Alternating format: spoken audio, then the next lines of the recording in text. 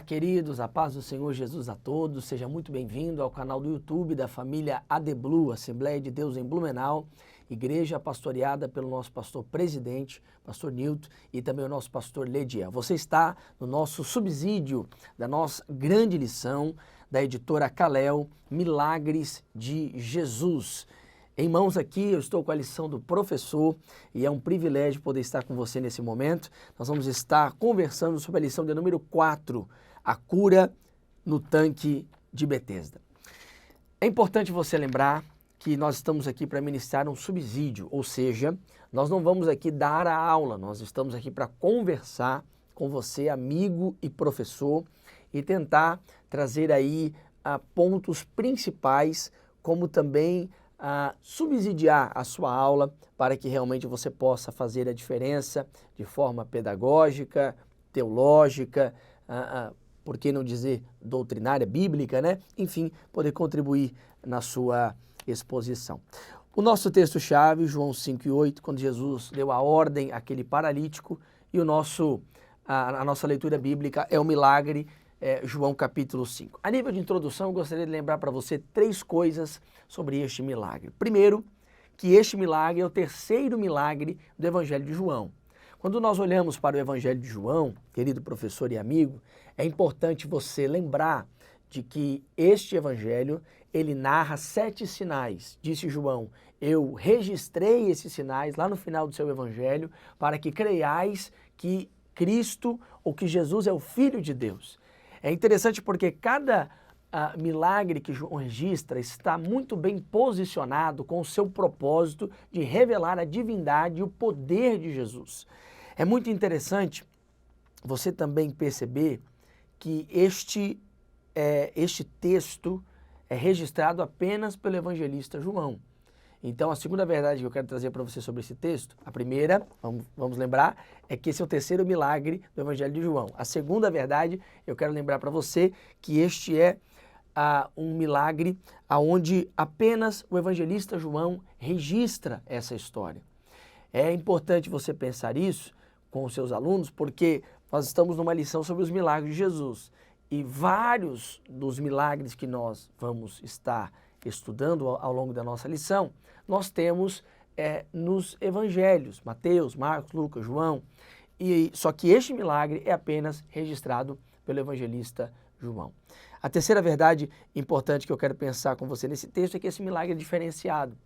Diferente da maioria dos milagres da Bíblia, quando as pessoas buscam a Jesus e então recebem o milagre, este milagre aqui é Jesus quem vai ao encontro dessa vida preciosa.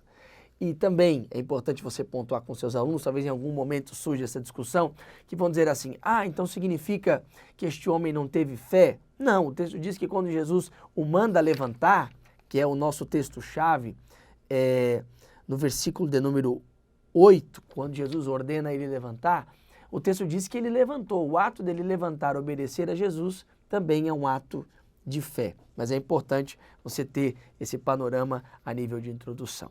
Bom, o primeiro ponto é tanque de misericórdia. Você vai ver o primeiro subtópico quando o texto vai aqui nos apresentar sobre Betesda. Betesda, que é casa de misericórdia. Esse lugar aonde a Bíblia nos apresenta este cenário próximo da porta das ovelhas. E eu convido você a olhar no final da sua Bíblia, ter um atlas bíblico, ou por que não dizer, olhar no famoso Google, você aí pesquisa rapidamente tanque de Betesda e você vai ver várias imagens. Você vai perceber várias instruções. Uma delas é você entender que é próximo do templo e você perceber de que nesse lugar jazia ali uma grande multidão. Esse lugar também era conhecido como lugar de um banho cerimonial e o texto nos diz que haviam lá uma grande multidão, que havia naquele local grande multidão de cegos, coxos, paralíticos, esperando o movimento das águas. Agora, uma coisa importante a gente pontuar. A palavra Betesda, ela significa casa de misericórdia. É interessante você perceber o ponto 2, de que, e aí já começa a ficar um pouco mais prático, um ambiente caótico. Você observar que o texto nos apresenta que aquele lugar, apesar de se chamar casa de misericórdia, ele era um ambiente de disputa. É interessante você perceber isso. O nome é casa de misericórdia, mas na casa de misericórdia não há misericórdia.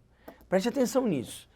Betesda, casa de misericórdia, porém não havia misericórdia. Quando Jesus vai dialogar com aquele homem, o texto vai dizer de que no diálogo entre Jesus e aquele homem, o homem revela de que sempre alguém ia na frente dele, não se importando com a sua realidade, não se importando com a situação da sua vida, cada um realmente se importando apenas com a sua situação, se importando com a sua realidade. Betesda, que era a casa de misericórdia, não havia misericórdia. E aí é importante você aplicar para os seus alunos, porque a igreja, ela é um Betesda, ela é uma casa de misericórdia. Ela deve ser a casa do amor, a casa da ajuda, a casa da fraternidade, mas infelizmente, muitos lugares têm sido verdadeiramente um título e não há uma prática. É importante você aprofundar um pouco este assunto para realmente confrontar com seus alunos. Você vai ver que o texto vai nos apresentar que ali havia grande multidão. A parte B do versículo 3 e o versículo 4 vai nos apresentar uma realidade interessante que é motivo de muita discussão e talvez na sua sala de aula esse ponto possa haver algum tipo de discussão ou alguma indagação sobre isso. É importante você prestar muito bem atenção nesse ponto. Então pare o que você está fazendo, talvez você está apenas ouvindo, agora preste atenção no que eu vou lhe dizer.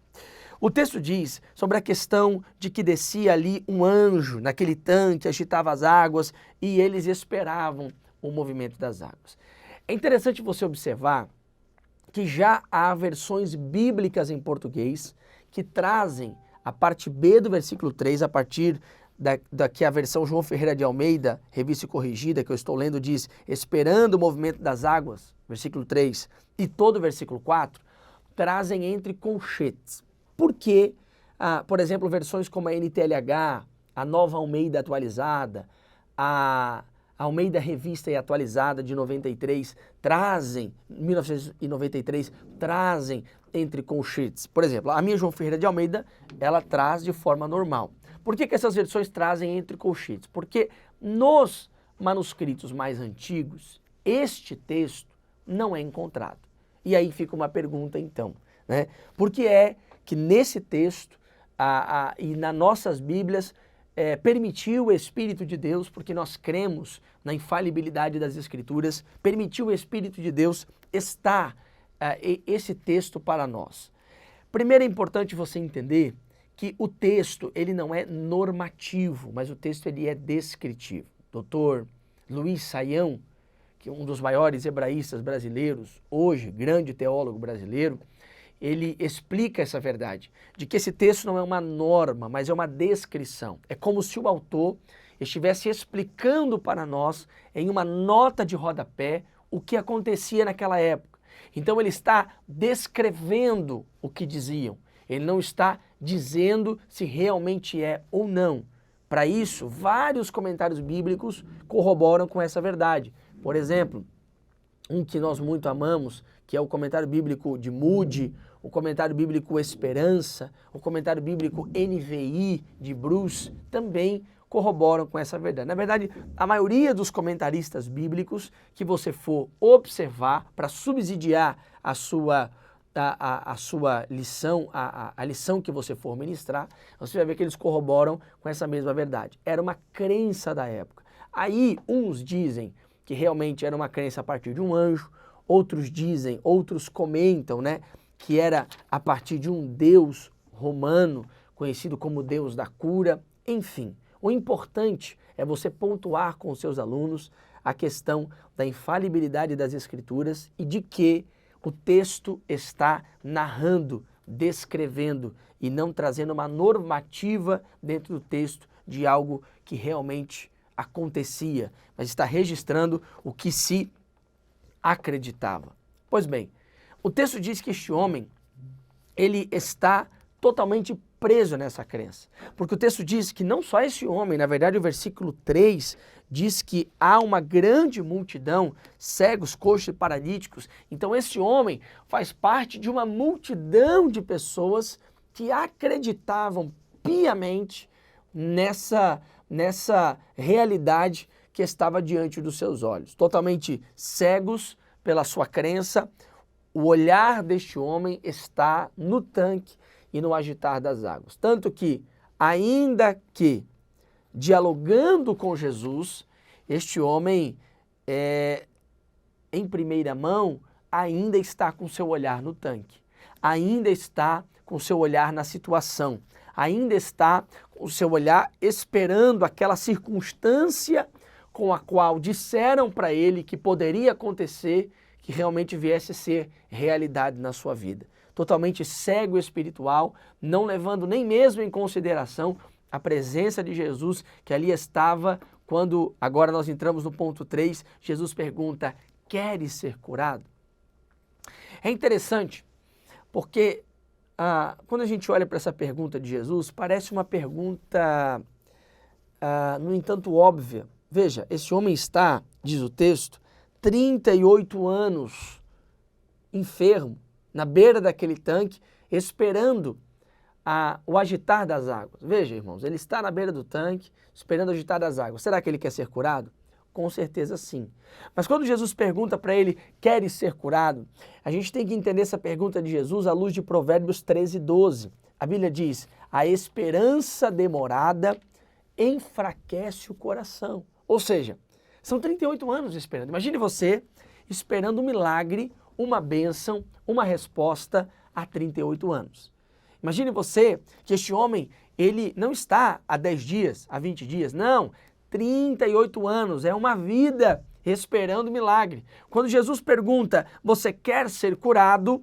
Uma outra pergunta dentro desse contexto seria, você ainda acredita que você pode ser curado? Você ainda tem esperança no seu coração? Você ainda acredita que algo possa acontecer? Assim é na nossa vida. Há uma pergunta de Jesus e você pode aplicar isso aos seus alunos, dizendo, será que nós ainda acreditamos? Será que ainda cremos que pode haver mudança? Será que ainda acreditamos que quando Jesus chega, algo diferente pode acontecer? Ainda há esperança nos nossos corações?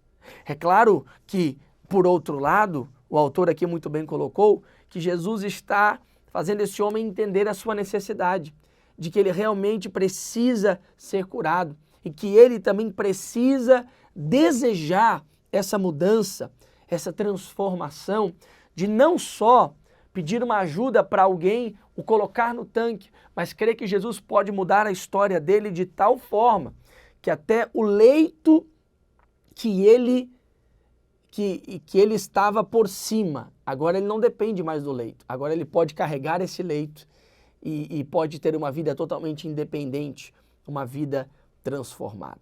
Jesus está oferecendo para este homem uma transformação da sua vida, mas para isso acontecer, ele precisa ampliar a sua fé. Ele precisa entender de que Jesus vai além dos estreitos limites da sua fé. Jesus não se limita ao tanque, à crendice do tanque, ao achismo do tanque, aquilo que o tanque pode oferecer. Jesus está além. É interessante porque você pode aplicar isso aos seus alunos, o que esse tanque não fez por este homem por 38 anos, Jesus fez por ele com apenas uma palavra.